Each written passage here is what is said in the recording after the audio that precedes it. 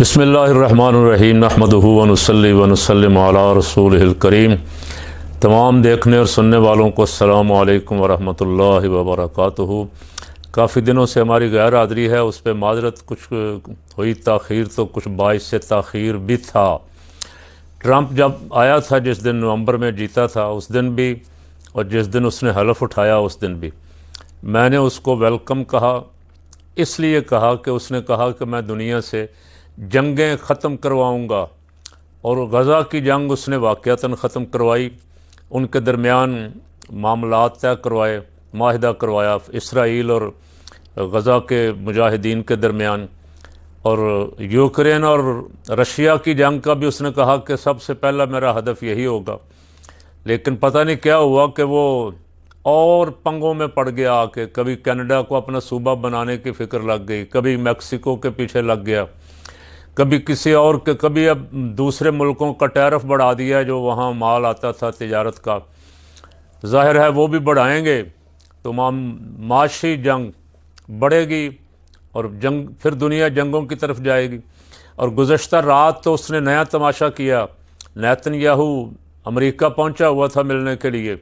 Netanyahu के साथ जो उसने प्रेस कॉन्फ्रेंस की, उस प्रेस कॉन्फ्रेंस में उसने कहा कि मैं गज़ा को वैसे ही ख़त्म कर दूंगा।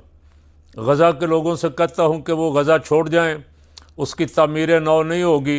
इसराइली फ़ौज से भी कहता हूं कि वो गज़ा के इलाके से निकल जाए, और वो जिनका वो घर है वो भी अपने घरों से निकल के दूसरे मुल्कों का इंतज़ाम। इस तरह की कोई थ्योरी, उसने कोई नया नज़रिया ट्रंप ने पेश किया जो अमरीकी मौक़िफ़ के भी ख़िलाफ़ है।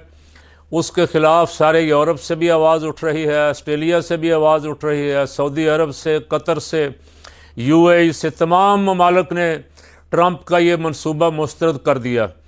और अगर ये ममालिक, अच्छा, इस पर बदकिस्मती ये है कि मेरी हुकूमत खामोश है। यहाँ जो बड़े बड़े चैम्पियन फिर रहे हैं, मोहसिन नकवी और ख्वाजा आसिफ वज़ीर दिफा और वज़ीर ख़ारजा इसहाक़ डार, इनके बयान का इंतज़ार कर रहे हैं। इनका कोई बयान अभी तक मंजर पे नहीं आया। बाकी हर तरफ से ट्रंप के बयान की मज़म्मत आ रही है, उसकी तरदीद आ रही है। तो मैं इनसे कहता हूँ, बहादुरों से, जवानों से, कि भाई ज़रा बोलो ना तुम भी। ट्रंप ने जो मौक़िफ़ पेश किया है वो पाकिस्तान को तो किसी सूरत काबिल कबूल नहीं है।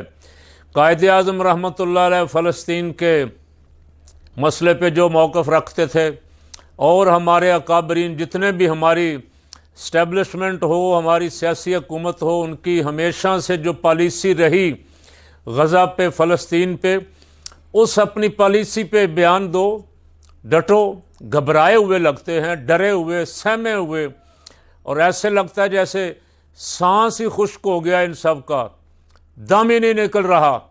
वैसे मैं अपनी तरफ से अर्ज़ कर दूं कि मैं एक तो ट्रंप के उस बयान की भी मज़म्मत करता हूं, और उससे याद दिलाता हूं कि ये यू टर्न जो आपने लिया है बड़ा अफसोसनाक है।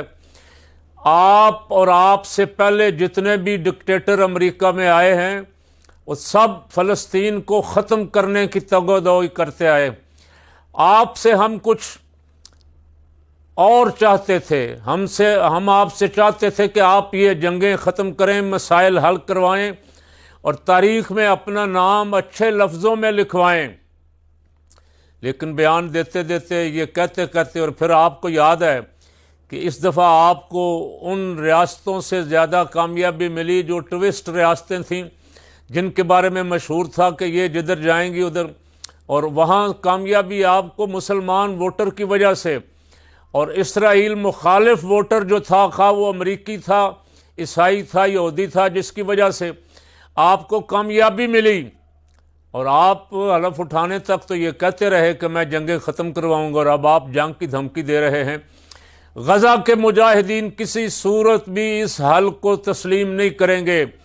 जिन्होंने 60,000 के करीब जवानों, बच्चों, बूढ़ों, औरतों, बुज़ुर्गों की जानें पेश की हैं, ख़ास करके छोटे छोटे बच्चों की जानों का नजराना पेश किया है, वो ट्रंप साहब किस तरह इस हाल को मान लेंगे कि अपना वतन छोड़ के कहीं और चले जाएं।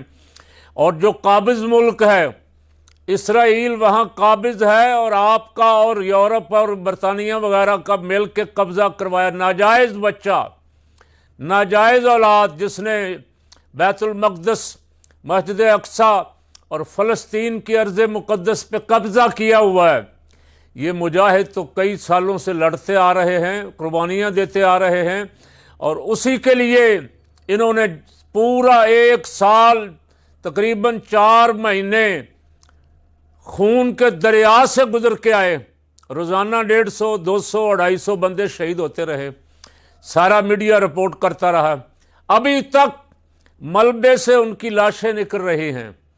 वो ट्रंप साहब आपके इस हाल को किस तरह कबूल कर लेंगे? आप अपनी पॉलिसी पे नज़रसानी करें, आप इसे रिव्यू करें और देखें, बैठें और उसका वो हल निकालें जो हल फ़लस्तीन के लोग चाहते हैं, जो हल अमेरिका के बहुत सारे अक्सरियत, बरतानिया के मुसलमानों और गैर मुस्लिमों की अक्सरियत, यूरोप के हज़ारों लाखों अफराद की अक्सरियत जो हल चाहती है। अक़वाम मुत्तहिदा में कई करारदादें आपने वीटो की, कई पास हो चुकी हैं, उन पे अमल दरामद करें और फ़लस्तीन का मसला हमेशा हमेशा के लिए हल करवाने की तरफ आएँ।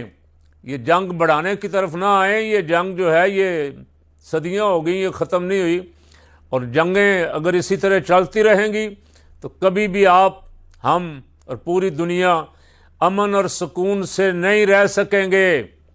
यहाँ इंडिया पाकिस्तान के दरमियान कश्मीर का मसला मुतनाज़ा है, कश्मीर कश्मीरियों का है और अक़वाम मुत्तहिदा में करारदाद पास हो चुकी, उसके मुताबिक उन कश्मीरियों को उनका हक़ दिलाएं। आपकी वाह वाह हो जाएगी, लेकिन आप जिस रास्ते पे चल निकले हैं, हर एक से पंगा, हर एक से पंगा, तो ये आपका दूसरा रुख है। जो इलेक्शन से पहले आपने रुख इख्तियार किया था, उसमें पहले जितने भी गैर कानूनी तारकिन वतन हैं उनको निकालना है। चलें, ये बात तो लॉजिक समझ आती है, गैर कानूनियों को निकालना, लेकिन उसमें बहुत सारे जो हैं उनकी हक तलफी भी हो रही है। शायद बहुत सारे बेचारे जिन पे जुल्म हो जाए उनको आप निकालें, वो बेघर हो जाएं, उन ख़ानदान के लोग हैं, बच्चे हैं, उनको जेलों में डालने के लिए आपने गुआंतानामो की जेल का इंतखाब किया है, जहां बहुत जुल्म पहले इंसानों पे हो चुका है। तो ट्रंप साहब, ये फ़लसफ़ा भी याद रखें कि जुल्म ज़्यादा देर नहीं चलता। मेरा रब जो है वो ज़ालिमों को पसंद नहीं फरमाता। ऐसे बैठे बैठे आग लग जाती है, बैठे बैठे कोई तूफ़ान आ जाता है, बैठे बैठे कोई तैयारे टकरा जाते हैं। ये खुदाई बदले होते हैं, अल्लाह ताला बदला लेता है जुल्म का। इसलिए जुल्म की तरफ ना जाएं, इसलिए कि जालिम मेरे रब को पसंद नहीं है। इंसाफ करें, अदल करें, और जो पहले ही मजलूम हैं, जिनके साथ बहुत जुल्म हो चुका, उनकी दाद रसी करें। अल्लाह ताला आपको भी, आपके साथियों को भी हिदायत नसीब फरमाए, और जितने दुनिया में बड़े बड़े मुल्कों के हुक्मरान हैं उन्हें अदल व इंसाफ की तौफीक अता फरमाए।